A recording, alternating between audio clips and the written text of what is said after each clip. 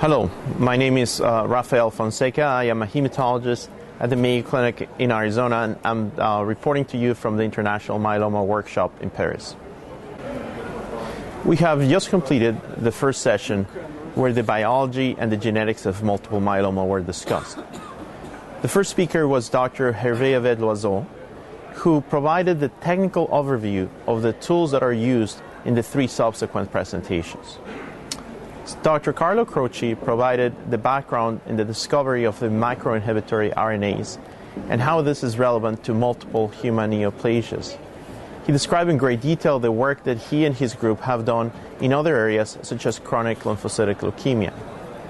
In the second part of his talk, he goes on to describe in great detail the importance of microinhibitory RNA alterations in the regulation of survival pathways and proliferation pathways for the disease. Very specifically, his group has worked in the area of p53 and how this has a potential to be a therapeutic target in myeloma, perhaps even for those patients that have high-risk disease. After him, I had the opportunity to present an update and data from our group, providing an overview of the ways to classify multiple myeloma. I did provide some background regarding the multiple tools available, including gene expression profiling, array-CGH, and also did a brief overview of the introduction of the next generation sequencing and classification of the disease based on mutational aberrations. During that talk, I talked about the subclone analysis of cells and the importance of that consideration as we think of strategies that ultimately could result in a cure for this disease. At the end of the session, Dr. Stefan Minville from the IFN presented data using SNP arrays looking at polymorphisms and specifically addressing the potential of genomic instability making changes in the clonal cells over time.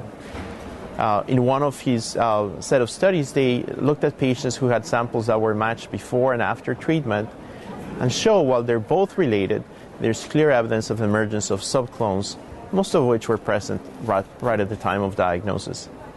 Some of the implications for that are that some of the subclones may become predominant with passage of time and may have relationship to the specific treatment used.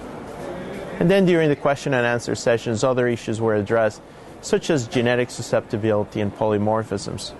One of the important questions that came up was the pharmacogenomics and toxicity associated with novel therapeutics. And this is something that is now being addressed through efforts such as the Bank on a Cure. And there's two publications from a group from Salamanca as well from Dr. Peter Sonneveld and the Dutch group looking at the implications of specific polymorphisms and the toxicity associated with some of the treatments that are available. This session is very important not only because of knowledge generation and having a better understanding of the disease, but for two reasons that are of potential practical significance. Number one is understanding which are the specific genetic changes that truly drive the disease will provide the opportunity of the identification of the most important therapeutic targets for future clinical trials and new drug development. The second one, and it's a crucial point, is that given this subclonal heterogeneity of the disease, the best chance of treatment for multiple myeloma, and in my opinion, will be combinatorial strategies. The reason for that is that it's only through a comprehensive approach early on in the process of the disease course one will have an opportunity to completely eradicate all clones. Now at this point this is only hypothetical, but it stands to reason that there is heterogeneity within the cells.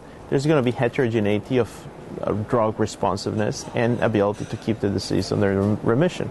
So I think that will be an important concept as we think of the design for future clinical trials.